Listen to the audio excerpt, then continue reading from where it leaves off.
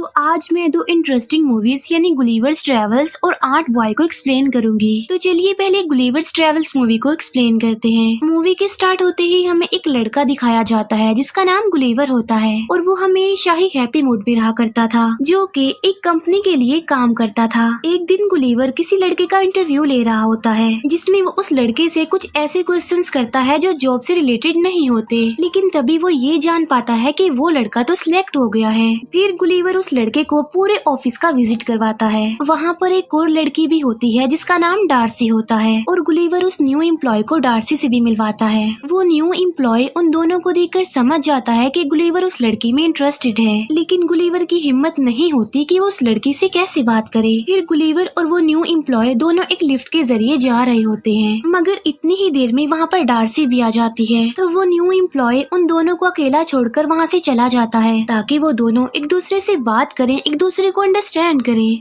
Next day हम Gulliver को देखते हैं जो कि ऑफिस में एंजॉय कर रहा होता है, लेकिन इतनी ही देर में वहाँ पर वो न्यू एम्प्लॉय आ जाता है जो गुलिवर को बताता है कि क्या तुम जानते हो कि मेरी प्रमोशन हो गई है और अब से मैं तुम्हारा बॉस हूँ। फिर वो न्यू एम्प्लॉय गुलिवर को ये भी कहता है कि तुम्हारी नेचर ही है जिसकी वजह से अभी तक तुम्हें कोई प्रमोशन नहीं मिली, इसीलिए तुम्हें अपनी नेचर को चेंज करना चाहिए, क्योंकि तुम्हारी नेचर की वजह से ही डार्सी भी अभी तक तुम में इंटरेस्टेड नहीं हुई। ये बातें सुनकर गुलिवर थोड़ा अपसेट हो जाता है और इसके बाद वो डार्सी के ऑफिस में जाता है। वहाँ जाकर वो एक फॉर्म उठा लेता है जो कि ट्रैवलिंग का फॉर्म था। डार्सी उससे पूछती है कि क्या तुम्हारा ट्रैवल में कोई इंटरेस्ट है, जिस पर गुलिवर कहता है कि यस, बहुत ज्यादा। वो बताता है कि मैं न्यूयॉर्क, इंग्लैंड, इवन इंडिया भी घूम कर आया हूँ। ये सुनकर डार्सी खुश हो जाती है और वो गुलिवर को कहती है कि फिर तो तुम्हें जरूर कुछ न कुछ लिखना चाहिए उन जगहों के बारे में जहाँ पर तुम घूम कर आए हो। लेकिन गुलिवर जब कुछ लिखने लगता है तब उसे कुछ भी नहीं याद आ रहा होता कि उसे लिखना क्या चाहिए, क्योंकि डार्सी को इम्प्रेस करने के लिए गुलिवर ने उसके साथ झूठ बोला था, जबकि वो तो कहीं पर भी नहीं गया था।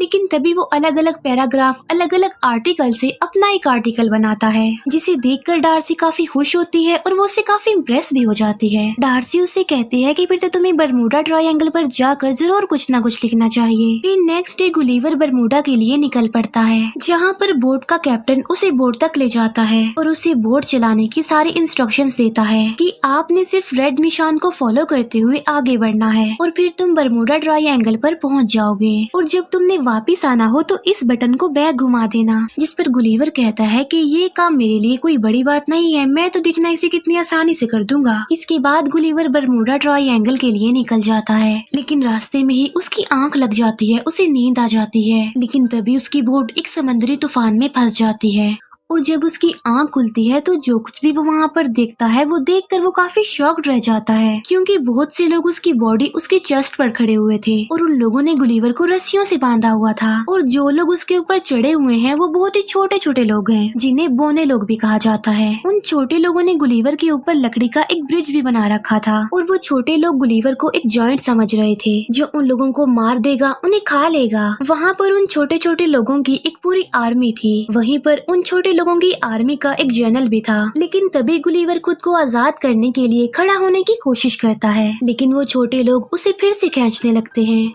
और तभी गुलिवर फिर से गिर जाता है और एक छोटा सोल्जर गुलिवर के नीचे आकर दब जाता है। फिर वो छोटे सोल्जर्स गुलिवर को खींचकर अपने किंग के पास ले जा रहे होते हैं। गुलिवर उनके किंग को कहता है कि ना तो मैं कोई जायंट हूँ और ना मैं कोई डीमन हूँ, बल्कि मैं एक नॉर्मल इंसान हूँ, और मुझे बताओ कि ये जगह कौन सी है, क्योंकि गुलिवर को अभी तक ऐसा लग रहा था कि जैसे उसके साथ कोई प्रैंक कर रहा हो। फिर वो छोटे सोल्जर्स गुलिवर को एक जगह पर कैद कर देते हैं। वहीं पर गुलिवर को एक और प्रिजनर भी मिलता है और इस प्रिजनर का नाम होरेशियो होता है, लेकिन होरेशियो गुलिवर जैसा नहीं था, बल्कि वो इन लोगों जैसा छोटा ही था।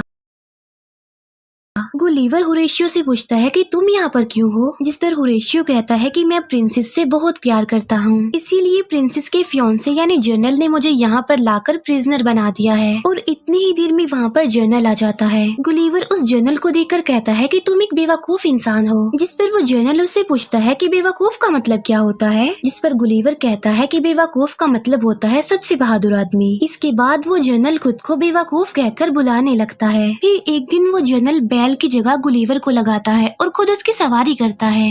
लेकिन तभी उनकी किंगडम पर दुश्मन की किंगडम अटैक कर देती है और पूरे पैलेस में आग लगा दी जाती है। और तो और प्रिंसेस को भी किडनैप करने की कोशिश की जाती है। लेकिन तभी वहाँ पर गुलीवर आकर प्रिंसेस को बचा लेता है। लेकिन पूरे पैलेस में अब आग लग चुकी थी और डर की वजह से लोग पैनिक कर जाते हैं, इधर उधर भागने लगते हैं और वहाँ पर लोगों की हलचल मच जाती है। तब गुलीवर उनसे कहता है कि सुनो, इसमें कोई टेंशन वाली बात नहीं है, आग मैं बुझा दूंगा। और फिर गुलीवर वहाँ पर लगी सारी आग बुझा देता है।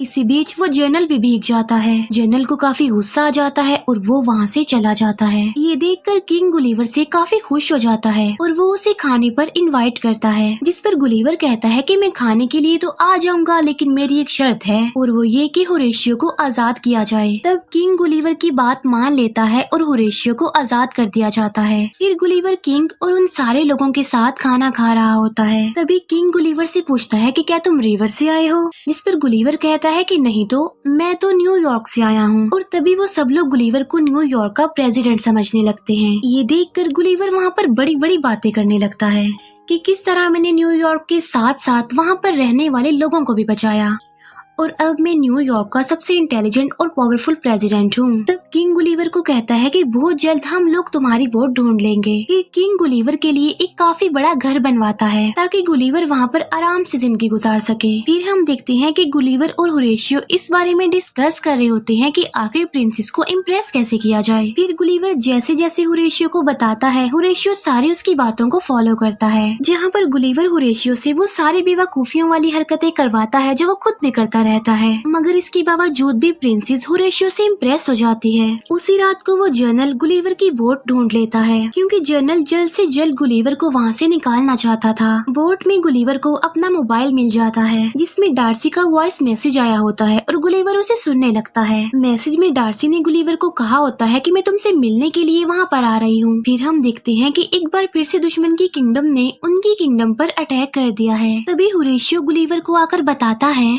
कि हमारे किंग ने किंगडम का जनरल तुम्हें बना दिया है, इसीलिए अब तुम्हें ही हमारी किंगडम की हिफाजत करनी है। फिर गुलीवर दुश्मन की किंगडम से लड़ने के लिए उनके सामने आता है। वो उन्हें समझाने की काफी कोशिश करता है कि यहाँ से वापस लौट जाओ, लेकिन दुश्मन गुलीवर की बात नहीं सुनते और पत्थरों से उस पर अटैक करने लगते हैं, जिसका गुलीवर पर जरा भी असर नहीं होता। फिर गुलीवर उनकी बोट्स को खींचकर किनारे तक ले आता है। इस तरह गुलीवर उनकी किंगडम को बचा लेता है और अब वो जनरल गुलीवर से और ज्यादा जेलस होने लग गया था। फिर गुलीवर और बाकी लोग अपनी जीत को सेलिब्रेट कर रहे होते हैं। वहाँ पर गुलीवर को एक हीरो बना दिया जाता है और तो और उसे बहुत सारी सर्विसेज भी प्रोवाइड की जाती हैं। प्रिंसेस जनरल से अपनी एंगेजमेंट तोड़ देती है, जिसकी वजह से जनरल को काफी गुस्सा आ जाता है और वो दुश्मनों के किंग के पास चला जाता है। जनरल ने गुलीवर की बोर्ड से वो मैगजीन चुरा ली थी जिसमें रोबोट बनने का सारा मेथड लिखा हुआ था। तब वो जनरल रोबोट बनकर गुलीवर के सामने आ जाता है। गुलीवर जब उस रोबोट को देखता है तो वो काफी डर जाता है और रोबोट उसे हवा में उछालकर फेंकने लगता है और सबको गुलीवर की रियलिटी पता चल जाती है और वो सबको बताता है कि मैंने जो कुछ भी कहा, जो जो बड़ी बड़ी बातें की, वो सारी झूठ थी। फिर वो जनरल गुस्से में आकर गुलीवर को बांध कर कहीं पर भेज देता है। गुलीवर एक जगह पर पहुंचता है जहां पर उसे लगता है कि अब वो अपने जैसे लोगों के बीच में आ गया है, मगर इस बार तो वो ऑपोजिट जगह पर आ गया था। पहले जहां पर वो छोटे लोगों में चला गया था और अब अपने से कई गुना बड़े लोगों में आ गया था, जहाँ पर एक बच्चे ने गुलीवर को खेलने वाले डॉल बना लिया था। और तभी गुलीवर वहाँ पर होरेशियो से मिलता है। होरेशियो उसे बताता है कि हमारे एरिया में डार्सी तुमसे मिलने आई है, लेकिन जनरल ने उसके साथ साथ किंग को भी प्रिजनर बना लिया है और अब तुम ही हो जो उनकी हेल्प कर सकते हो और उन्हें छुड़ा सकते हो। और तब रात को ही गुलीवर डार्सी और किंग के पास पहुंच जाता है। अगले दिन गुलीवर और उस रोबोट के बीच में फाइट होती है और यहाँ पर रोबोट गुलीवर पर भारी पड़ता है, क्योंकि वो गुलीवर को काफी मारता है। लेकिन होरेशियो रोबोट की कुछ वायर्स को काट देता है। तब मौका मिलते ही गुलीवर उस रोबोट को मार डालता है और इस तरह से वो लोग जीत जाते हैं। इसके बाद किंग होरेशियो और प्रिंसेस की शादी के लिए भी एग्री हो जाते हैं और डार्सी भी गुलीवर की गलतियों पर उसे माफ कर देती है। लेकिन तभी वहाँ पर वो जनरल आकर प्रिंसेस को पकड़ लेता है, लेकिन तभी प्रिंसेस खुद को छुड़ाती है और वो जनरल को पंच मारती है, जिससे जनरल प्रिंसेस को छोड़ देता है। फिर डार्सी गुलिवर के पास जाती है और यहीं पर ये मूवी एंड हो जाती है। और अब मैं एक्सप्लेन करूंगी 8 बॉय मूवी को। मूवी के स्टार्ट होते ही हमें एक बच्चा दिखाया जाता है जिसका नाम पेल नॉर्मन होता है और वो ऑलमोस्ट 12 साल का होता है। पेल का स्कूल में कोई भी फ्रेंड नहीं होता। क्लास खत्म होने के बाद पेल स्कूल के टेरेस पर जाकर बैठ जाता है। वो वहाँ पर बैठा एप्पल खा रहा होता है, लेकिन तभी पेल की नजर अपने एक फ्रेंड पर पड़ती है जिसे 2 लड़के परेशान कर रहे थे। तभी पेल उस एप्पल को ही उन लड़कों पर फेंक देता है और ऐसा करते ही वो फौरन चुप जाता है, लेकिन वो दोनों शरारती लड़के पेल को देख लेते हैं। फिर वो दोनों उसके दोस्त को छोड़कर पेल के पीछे पड़ जाते हैं। तो वो खुद को छुपाने के लिए एक घर के गार्डन में चला जाता है। उन दोनों शरारती बच्चों को पेल कहीं पर नजर नहीं आता, इसीलिए वो वहाँ से चले जाते हैं। इसके बाद पेल भी अपने घर के लिए चला जाता है। हम देखते हैं कि उसकी बॉडी पर एक आंट चढ़ गई है और वो आंट उसके गले पर पहुंचकर उसे काट लेती है और थोड़ी देर गुजर जाने के बाद वो बेहोश हो जाता है। लेकिन जैसे ही उसे होश आती है तो वो अपने घर के लिए निकल पड़ता है। पेल देखता है कि उसकी एक फ्रेंड है जिसका नाम अमेंडा है, जिसके फादर टीवी पर लाइव आ रहे हैं। इसके बाद पेल ब्रेकफास्ट करने लगता है, जहाँ उसके साथ कुछ अजीबोगरीब होने लगता है। वो मिल्क बॉक्स उठाता है, लेकिन जैसे उसे वापस रखने लगता है तो वो मिल्क बॉक्स उसके हाथ से चिपक जाता है और जब वो उसे दूसरे हाथ से हटाने की कोशिश करता है तो वो उसके दूसरे हाथ से चिपक जाता है। फिर वो उसे छुड़ाने के लिए अपने फादर को बोलता है, लेकिन फिर जैसे ही वो अपना जूस का गिलास उठाता है तो वो भी टूट जाता है। फिर पेल अपने स्कूल में चला जाता है। स्कूल में जाकर पेल अपने एक फ्रेंड से टकरा जाता है। फिर वो क्लास में जाने के लिए दरवाजे को खोलने की कोशिश करता है, लेकिन दरवाजा बजाय खुलने के टूटकर उसके हाथों में ही आ जाता है। यहाँ पर ये बात तो क्लियर हो जाती है कि चीजें उसके हाथों से चिपक रही थी और वहीं पर पेल का फ्रेंड खड़ा हुआ ये सब कुछ देख पा रहा था, इसीलिए उसे पेल पर शक होने लगता है कि वो किसी पावर्स का मालिक है। फिर पेल स्पोर्ट्स की क्लास के लिए बाकी स्टूडेंट्स के साथ बैठा होता है। वहीं पर उसका फ्रेंड भी होता है जो उस पर नजर रख रहा था और तभी टीचर सबसे पहले पेल को बुलाता है और उन बच्चों को कोई न्यू गेम सिखाने के लिए वो पहला टेस्ट पेल के साथ ही करता है। जैसे ही टीचर पेल पर अटैक करता है तो पेल जाकर नीचे गिर जाता है। फिर टीचर उसे दोबारा से उठने को बोलता है और तब पेल एक बार फिर से गिर जाता है और अब तीसरी बार पेल फिर से रेडी हो जाता है।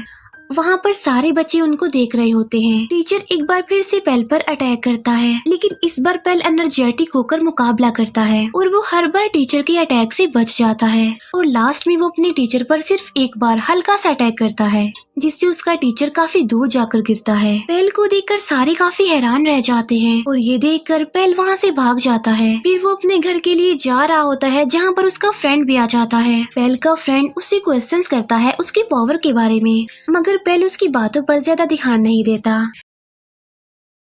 तब पेल का फ्रेंड उसे सुपर हीरोज की एक कॉमिक बुक देता है। पेल उस कॉमिक्स बुक को पढ़ता है और साथ साथ सुपर हीरोज के ड्रीम भी देखता है। फिर पेल स्कूल जाते ही सबसे पहले अपने फ्रेंड के पास जाता है और वो अपने फ्रेंड को बताता है कि मुझे एक आंट ने काट लिया था और उसके बाद से ही मैं ऐसा हो गया हूँ, यानी मेरे साथ कुछ न कुछ अजीब हो रहा है। ये बात सुनकर पेल का फ्रेंड उसे अपने घर ले जाता है, जहाँ पर पेल को हर तरफ सुपर हीरोज के इक्विपमेंट्स मिलते हैं। इसके अलावा उसका घर काफी एडवांस था। पेल का फ्रेंड ये चेक करने की कोशिश करता है कि उसके पास किस किस्म की पावर है और वो अलग अलग तरह के एक्सपेरिमेंट्स करके ये सब कुछ चेक कर रहा था। जैसे कभी वो पेल से बुक बाइट करवाता है, कभी उसे हवा में फ्लाई करने की कोशिश करता है।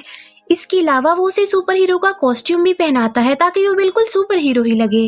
और काफी नाम सोचने के बाद फाइनली पेल अपने लिए 8 बॉय नाम सिलेक्ट कर लेता है। फिर हम देखते हैं कि एक चोर एक लेडी का पर्स चुरा कर भाग गया है। पेल उस चोर के पास जाता है और उस पर्स को वापस करने के लिए बोलता है। चोर उसे नॉर्मल बच्चा समझता है और उसे सीरियस नहीं लेता, इसीलिए वो पेल को डराने की कोशिश करता है और पेल पीछे पीछे होने लगता है। लेकिन तभी वो चोर देखता है कि ये बच्चा तो दीवार पर चढ़ रहा है और यहाँ पर पेल को अपनी एक और पावर का पता चल जाता है और पेल उस चोर को पकड़ लेता है और इतनी ही देर में वहाँ पर पुलिस भी आ जाती है और उस चोर को पकड़ लेती है। तब ये सारी बात पेल अपने फ्रेंड को भी बताता है और साथ साथ वो उसे ये भी बताता है कि मैं दीवार पर भी चढ़ पाया। लेकिन जब वो अपने फ्रेंड को प्रैक्टिकल करके दिखाता है तब उसे नहीं हो पाता। पेल को अपने पावर्स के साथ साथ अपने वीक पॉइंट का भी पता चल गया था और वो ये कि अगर वो ज्यादा देर तक मीठा नहीं खाएगा तो उसकी पावर्स कमजोर हो जाएगी। फिर पेल अपनी पावर्स का इस्तेमाल करते हुए लोगों की हेल्प करने लग गया और देखते ही देखते वो 8 बॉय के नाम से फेमस हो गया और बच्चे भी 8 बॉय को फॉलो करने लगे। बच्चे 8 बॉय के फैन हो गए और उस जैसा दिखने के लिए सेम उसके जैसा ही कॉस्ट्यूम पहनने लगे। फिर एक दिन पेल की फ्रेंड अमेंडा जब अपने रूम में होती है तब वहाँ पर एक आदमी आता है जिसने अजीब से कपड़े पहने होते हैं। वो आदमी अमेंडा को किडनैप करके ले जाता है। यहाँ पर हम इस आदमी का नाम जान पाते हैं और इसका नाम फ्ली होता है। फिर अगले दिन हम देखते हैं कि एक बच्चा स्कूल की छत से लटका हुआ है, जिसे देखकर एंट बॉय उसे बचाने के लिए जाता है। और जब एंट बॉय उसके पास पहुंचता है तो वो दिखता है कि ये कोई बच्चा नहीं बल्कि सिर्फ एक डॉल है जिसे वहाँ पर अमेंडा की सिस्टर ने रखा था एंट बॉय को वहाँ पर बुलाने के लिए, ताकि वो एंट बॉय की हेल्प लेकर अमेंडा को वापस ला सके। अमेंडा की सिस्टर एंट बॉय यानी पेल को बताती है कि कोई फ्ली नाम का आदमी मेरी सिस्टर अमेंडा को किडनैप करके ले गया है। वो आदमी काफी अजीब दिखता है और उसके कपड़े भी काफी अजीब थे और वो कोई नॉर्मल इंसान तो नहीं था क्योंकि वो उड़ पा रहा था। वो बताती है कि मेरे फादर एक वैक्सीन रिसर्च कंपनी में काम करते हैं। उस आदमी ने हमसे $20 मिलियन की डिमांड की है और साथ में ये भी कहा है कि मेरे फादर वहाँ से जॉब भी छोड़ दें। तब एंट बॉय अमेंडा को छुड़वाने के लिए रेडी हो जाता है, लेकिन जाने से पहले वो लोग पेल के फ्रेंड के घर पर आते हैं। अमेंडा की सिस्टर को वहाँ पर देखकर पेल का फ्रेंड उस पर गुस्सा करता है और उससे कहता है कि तुम्हें क्या जरूरत थी उसे यहाँ पर लाने की। फिर एंट बॉय अमेंडा को स्मेल करते हुए एक घर के पास पहुँच जाता है। उस जगह को देखकर पेल काफी हैरान रह जाता है क्योंकि ये वही जगह थी जहाँ पर उस एंट ने पेल को काट लिया था। इसके बाद एंट बॉय घर के अंदर चला जाता है। अंदर जाकर वो देखता है कि वहाँ पर बहुत सारी ग्लास बॉक्स पड़े हुए हैं जिनके अंदर बहुत सारे इंसेक्ट्स को कैद किया गया है। वहीं पर अमेंडा को भी एक ग्लास बॉक्स में कैद करके रखा गया था। एंट बॉय अमेंडा को वहाँ से निकालने का सोच ही रहा होता है कि तभी वहाँ पर फ्ली आ जाता है और फ्ली एंट बॉय को भी एक ग्लास बॉक्स में कैद कर देता है। और यहाँ पर फ्ली एंट बॉय को एक बात बताता है। वो बताता है कि अमेंडा के फादर की कंपनी में मैं एक एम्प्लॉय था जहाँ पर मैं एड्स पर रिसर्च करता था, लेकिन एक दिन फिर कंपनी ने मुझे बगैर कोई बात किए ही निकाल दिया और उसे इन्फॉर्म भी नहीं किया कि उसे क्यों निकाला जा रहा है। और इसी दौरान टेंशन लेने की वजह से मेरी मदर की भी डेथ हो गई। वो कहता है कि तभी के बाद से मैंने सोच लिया था कि मैं अमेंडा के फादर से बदला लूंगा क्योंकि अमेंडा के फादर ही उस कंपनी के ऑनर हैं। और तब से मैंने बहुत सारे इंसेक्ट्स पर भी एक्सपेरिमेंट्स करके अपनी पावर्स को बढ़ा लिया है ताकि मैं अपना रिवेंज ले सकूं। और जिस एंट ने तुम्हें काटा था वो मेरी ही एंट थी जिस पर मैंने अपना आखिरी एक्सपेरिमेंट किया था और उस एंट के काटने की वजह से ही आज तुम इन पावर्स के मालिक हो और ये हमारी आपस की लड़ाई है, इसीलिए तुम हमारे बीच में मत आओ क्योंकि यही तुम्हारे लिए बेहतर होगा। और ये लोग तुम्हें नहीं बल्कि तुम्हारी पावर्स को पसंद करते हैं, यानी ये लोग पेल को नहीं बल्कि एंट बॉय को पसंद करते हैं क्योंकि पेल एक कमजोर बच्चा है जबकि एंट बॉय पावर्स का मालिक है। ये बातें सुनकर पेल को अपना पास्ट याद आ जाता है और तब वो डिसाइड करता है कि वो एंट बॉय नहीं बल्कि पेल बनकर ही जिंदगी गुजारेगा। फिर एक दिन पेल अपनी क्लास में होता है। वहाँ पर फ्ली आ जाता है जो पेल के फ्रेंड को पकड़ लेता है। तब उसे बचाने के लिए पेल फिर से एंट बॉय बन जाता है। अब क्योंकि पेल ने काफी देर से मीठा नहीं खाया था तो इसीलिए वो कमजोर हो गया था, यानी उसकी पावर्स अब काम नहीं कर रही थी। फिर फ्ली पेल के फ्रेंड को लेकर उसके सामने आ जाता है, लेकिन जैसे ही पेल एक ड्रिंक पीता है तो उसकी पावर्स वापस आ जाती हैं। लेकिन तब तक फ्ली पेल के फ्रेंड को लेकर जा चुका था। तब एंट बॉय अपने फ्रेंड का मिरर इस्तेमाल करते हुए एक जंगल तक पहुंच जाता है जहां पर उसे अपना फ्रेंड एक ट्री के साथ बंधा हुआ मिलता है। और जैसे ही एंट बॉय उन रस्सियों से अपने फ्रेंड को आजाद करता है तभी वहाँ पर फ्ली आ जाता है और एंट बॉय और फ्ली की लड़ाई हो जाती है।